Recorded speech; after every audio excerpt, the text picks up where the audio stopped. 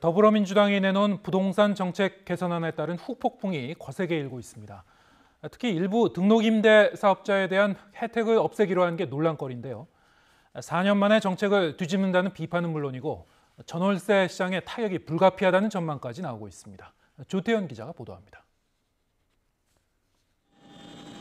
지난 2017년 문재인 정부는 다양한 혜택을 제공한다며 다주택자들에게 임대사업자 등록을 권유하는 정책을 내놓습니다. 임대사업의 투명성을 확보해 주거 안정을 꾀한다는 계획이었습니다. 안정적으로 거주할 수 있는 임대주택을 제공하는 집주인에게는 그에 상응하는 혜택을 부여함으로써 하지만 불과 시행 8개월 만에 임대사업자들에게 주는 혜택을 전면 재검토하겠다더니 이젠 건설사가 직접 임대에 나서는 건설 임대만 유지하고 임대사업자가 주축인 매입 임대는 사실상 폐지하는 방침을 세웠습니다.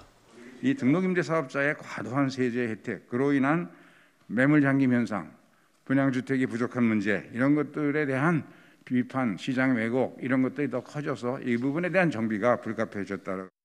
정부와 여당이 4년 만에 제도를 스스로 뒤집으면서 이미 추락할 대로 추락한 부동산 정책에 대한 신뢰는 더욱 타격을 입게 됐습니다. 폐지 효과에 대한 의문도 제기됩니다.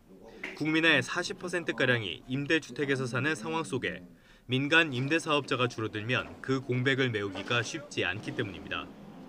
강도 높은 대출 규제 등으로 임대사업자가 보유한 주택 물량이 나온다고 해도 시장에서 소화될지 미지수인 만큼 오히려 전월세 시장만 불안해질 수 있다는 우려가 나옵니다.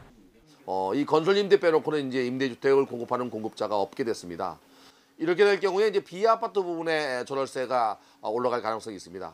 특히 이제 전세가 좀 줄어들면서 월세나 반전세가 늘어날 가능성도 있습니다. 다만 임대사업자 제도가 부동산 시장 안정을 유도하지 못한 만큼 서둘러 과도한 특혜를 없애야 한다는 옹호론도 만만치 않습니다. 이런 가운데 등록 임대사업자들은 일관성 잃은 정책으로 피해를 봤다며 강도 높은 법적 투쟁을 예고해 매입 임대 폐지 방침에 따른 논란은 한동안 이어질 전망입니다. YTN 조태현입니다.